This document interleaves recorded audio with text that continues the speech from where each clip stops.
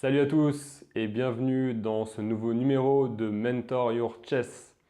Aujourd'hui, je vais évoquer avec vous 5 mauvaises attitudes que l'on a déjà pu prendre, que l'on prend parfois, qu'il est facile de prendre et qui malheureusement vont nous desservir. C'est-à-dire que ce sont des attitudes qui vont nous retarder dans notre progression aux échecs. Première attitude dont je vous parlais, c'est le fait de penser qu'on maîtrise tout dans une partie. Cette illusion de contrôle, c'est-à-dire que parce que j'ai travaillé, parce que je me suis bien entraîné, parce que je me suis préparé spécifiquement pour la partie face à cet adversaire, eh bien pour toutes ces raisons, je pense que je peux tout contrôler, tout maîtriser.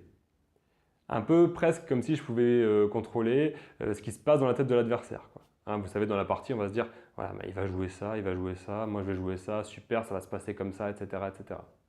On est vraiment sur une illusion de contrôle et bien malheureusement, bien sûr, ça ne se passe pas comme ça dans la vraie vie. Donc première mauvaise attitude, le fait de penser que l'on peut tout contrôler. On a aussi le pendant d'ailleurs, le fait de penser que l'on ne peut rien contrôler.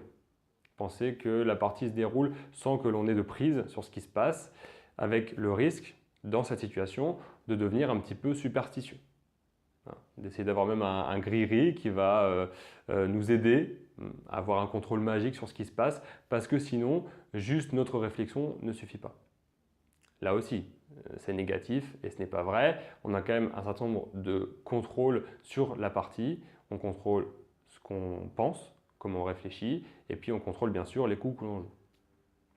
Voilà, je referme la parenthèse. Donc essayez d'avoir une vision objective sur ce que vous contrôlez et sur ce que vous ne contrôlez pas dans vos parties. Deuxième attitude dont je vous parlais, attitude négative, c'est le fait d'avoir du mal à se remettre en question. Le fait de considérer par exemple que quand on perd une partie, eh bien forcément on s'est fait arnaquer. C'est l'autre qui a eu de la chance, je ne méritais pas de perdre cette partie.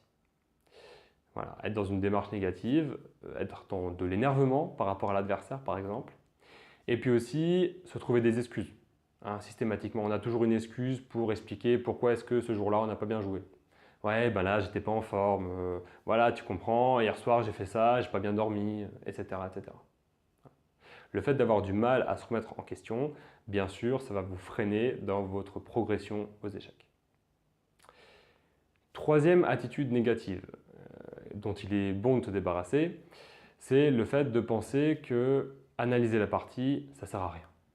Ben ouais, j'ai pas envie d'analyser là, de toute façon c'est bon, je sais très bien ce qui s'est passé, je me rappelle le moment où ça s'est joué dans la partie, je sais quel coup j'aurais dû jouer, bon voilà quoi, pas besoin d'analyser.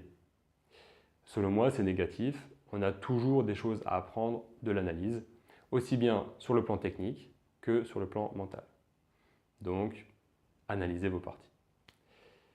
Quatrième attitude négative que je vous conseille de laisser de côté, c'est le fait de penser que apprendre aux échecs, apprendre et donc s'entraîner, eh bien c'est simple, c'est une ligne droite. Comme si il suffisait de lire un livre pour maîtriser son contenu. Ah bah c'est bon, là j'ai lu le livre, je sais pas, le livre de un tel sur les finales de pions, ça y est, maintenant je maîtrise tout. Les concepts, les cases-clés, les courses de pions, les sacrifices, etc., la triangulation, c'est bon, je maîtrise, j'ai lu le bouquin, tranquille. Si c'était aussi simple que ça, eh bien ça se saurait. C'est pas parce qu'on a travaillé sur un concept une fois qu'on le maîtrise et surtout qu'on le maîtrise ad vitam aeternam pour toute la vie. Non, malheureusement, il faudra travailler encore et encore, plusieurs fois, pour vraiment maîtriser une situation. C'est comme quand on analyse une partie. Si on fait une erreur, qu'on commet un mauvais coup dans une partie et qu'on l'analyse, c'est pas parce qu'on a analysé la partie, qu'on a trouvé le mauvais coup qu'on a joué, qu'on l'a compris, que forcément on ne va plus jamais faire ce type d'erreur.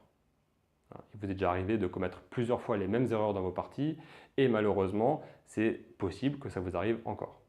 C'est normal. L'apprentissage n'est pas simple, n'est pas une route linéaire à sens unique. Il faut des allers-retours, il faut travailler, travailler encore, faire des erreurs pour progresser. Et puis, dernière attitude négative selon moi par rapport à notre approche des échecs en compétition, c'est le fait de faire varier son jeu. Faire varier son jeu en termes d'ouverture et puis même faire varier son jeu en termes de niveau de jeu selon le niveau des adversaires, selon le niveau de la compétition, le niveau du tournoi. Ah bah là c'est bon, là c'est un tournoi pas très important, là il n'y a que des joueurs plus faibles que moi, bon j'y vais tranquille. Ouais, je vais jouer des systèmes un petit peu excentriques, pardon, à base de B3 fou B2 ou G3 fou G2. Je connais pas trop mais c'est pas grave. Là, par contre, c'est un tournoi qui est très important. Voilà, là, je vais bien me concentrer. Je vais utiliser mes vraies ouvertures, entre guillemets. Je vais être à fond dedans. Le fait d'avoir comme ça une attitude, un investissement qui varie selon le niveau du tournoi ou selon le niveau de l'adversaire, de mon point de vue, c'est négatif. Pourquoi? Parce que ça va vous empêcher d'avoir une démarche positive qui est de jouer à votre meilleur niveau à chaque fois. Voilà les 5 attitudes dont je voulais vous parler. Malheureusement, on est tous peut-être une fois ou l'autre tombés dedans. Faites-y attention et essayez de vous en débarrasser. J'espère pour vous que vous vous êtes très peu retrouvés dans les descriptions que je vous ai faites. Malheureusement, peut-être que pour d'autres, vous vous y êtes retrouvés par-ci par-là. Dans tous les cas, c'est pas grave. On peut travailler dessus, on peut travailler sur son mental. Pour avoir des informations sur ce sujet, je vous invite bien sûr à consulter mon site et mon programme de formation sur mentoryourchess.com. Pensez également à vous abonner à cette chaîne YouTube pour ne pas louper les autres vidéos. D'ici la prochaine fois, je vous souhaite une bonne partie. Ciao!